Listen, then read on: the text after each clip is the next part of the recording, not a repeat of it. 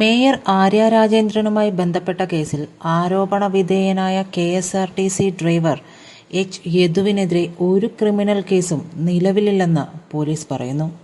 യദു സമർപ്പിച്ച മുൻകൂർ ജാമ്യാപേക്ഷയ്ക്കുള്ള മറുപടിയിലാണ് പോലീസ് ഇക്കാര്യം വ്യക്തമാക്കിയത്. യദുവിനെ അറസ്റ്റ് ചെയ്യേണ്ട സാഹചര്യം നിലവിലില്ലെന്നാണ് പോലീസിന്റെ നിലപാട്. ഇതോടെ മുൻകൂർ ജാമ്യാപേക്ഷയിൽ കോടതി നടപടികൾ അവസാനിപ്പിച്ചു. തിരുവനന്തപുരം പ്രിൻസിപ്പൽ സെഷൻസ് കോടതിയാണ് കേസ് പരിഗണിച്ചത്. മേയർക്കെതിരെ പ്രതികരിച്ചുവെന്ന കാരണത്താൽ CPM സഹായത്തോടെ മലയൻകീഴ് പോലീസ് തനിക്കെതിരെ കള്ളക്കേസുകൾ രജിസ്റ്റർ ചെയ്യാൻ ശ്രമിക്കുകയാണെന്നും ഈ സാഹചര്യത്തിലാണ് താൻ മുൻകൂർ ജാമ്യാപേക്ഷ സമർപ്പിച്ചതെന്നുമാണ് യദു ഹർജിയിൽ പറഞ്ഞത്. യദുവിനെതിരെ മേയർ ആര്യ രാജേന്ദ്രൻ തിരുവനന്തപുരത്ത് മജിസ്ട്രേറ്റ് മുമ്പാകെ രഹസ്യമൊഴി നൽകിയിരുന്നു. മേയർക്കെതിരെ പരാതിപ്പെട്ടതിന്റെ പേരിൽ തനിക്കെതിരെ കേസെടുക്കുന്നെന്നായിരുന്നു യദുവിന്റെ പരാതി. ഡ്രൈവർ അശ്ലീല ആംഗ്യം കാണിച്ചുവെന്നാണ് മേയറുടെ പരാതി. കേസിൽ ഉടൻ കുറ്റപത്രം നൽകാനാണ് പോലീസ് ഉന്നതർ നൽകിയിരിക്കുന്ന നിർദ്ദേശം. ഡ്രൈവർ യദു ലൈംഗികാധിക്ഷേപം കാണിച്ചുവെന്ന പരാതിയിൽ അന്വേഷണം വേഗത്തിൽ പുരോഗമിക്കുന്നുണ്ട്. അതേസമയം യദു നൽകിയ പരാതിയിൽ പ്രതിയാക്കപ്പെട്ട മേയർക്കും MLAക്കുമെതിരെ അന്വേഷണം ഇഴഞ്ഞു നീങ്ങുകയാണ്. പ്രധാന തെളിവായ മെമ്മറി കാർഡും ആരെടുത്തുകൊണ്ടുപോയെന്ന് ഇപ്പോഴും കണ്ടെത്താൻ പോലീസിന് കഴിഞ്ഞിട്ടില്ല. ഇതിനിടെയാണ് മേയറുടെ പരാതിയിൽ കുറ്റപത്രം നൽകാനായി ബസ് പരിശോധന നടന്നത്. മോട്ടോർ വാഹന വകുപ്പ് ഉദ്യോഗസ്ഥരാണ് പരിശോധിച്ചത്. 2 മാസമായി വേഗപ്പൂട്ട് ഇളക്കിയിട്ടിരിക്കുകയാണ്. GPS-ഉം പ്രവർത്തിക്കുന്നില്ലെന്നതാണ് ഈ പരിശോധനയിലെ കണ്ടെത്തൽ.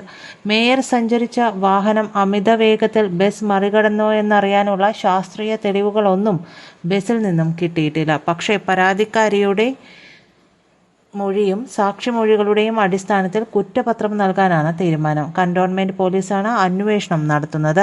മെമ്മറി കാർഡ് കാണാതായ കേസിൽ തമ്പാനൂർ പോലീസാണ് അന്വേഷണം നടത്തുന്നത്. അതേസമയം തിരുവനന്തപുരത്തെ വെള്ളക്കെട്ട് പരിഹരിക്കാൻ നഗരമാതാവും സംഘവും അവിടെയിരുന്ന് യോഗം ചേരുന്നതേയുള്ളൂ. ഒടുവിൽ കട്ടൻ ചായയും പരിപ്പോടയും കഴിച്ചു പിരിയും.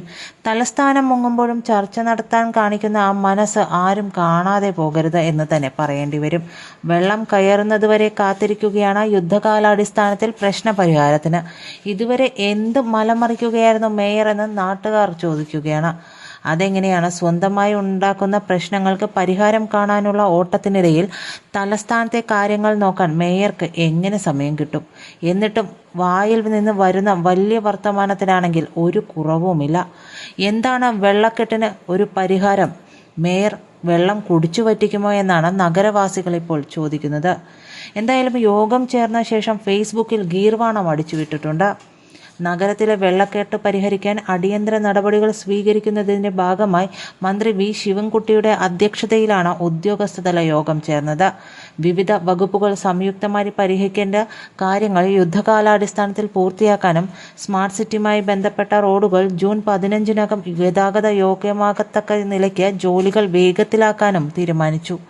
3 ദിവസമായി പെയ്യുന്ന കനത്ത മഴ നഗരത്തിൽ ചില മേഖലകളിൽ വെള്ളക്കെട്ടിന് കാരണമായിട്ടുണ്ട്. ഈ പ്രദേശങ്ങളിൽ പൊതുമരാമത്ത് വകുപ്പ്, water authority, major minor irrigation വകുപ്പുകൾ, കോർപ്പറേഷൻ എന്നിവർ യുദ്ധകാലാടിസ്ഥാനത്തിൽ യോജിച്ചുള്ള പ്രവർത്തനം നടത്താനുമാണ് തീരുമാനമെടുത്തിരിക്കുന്നത്. എന്തായാലും മഴ മാറിക്കഴിഞ്ഞിട്ടെങ്കിലും ഈ പ്രവൃത്തികൾ പൂർത്തിയാക്കിയാൽ അത്രയും നല്ലത് എന്നേ പറയാൻ പറ്റൂ. മേയറുടെ കാര്യമല്ലേ? യദുവിനെതിരെയുള്ള പരാതിയുമായി നടക്കുകയല്ലാതെ ഇപ്പോൾ മേയർക്കും ഭർത്താവിനും മറ്റെന്താണ് ഇവിടെ പരിപാടി?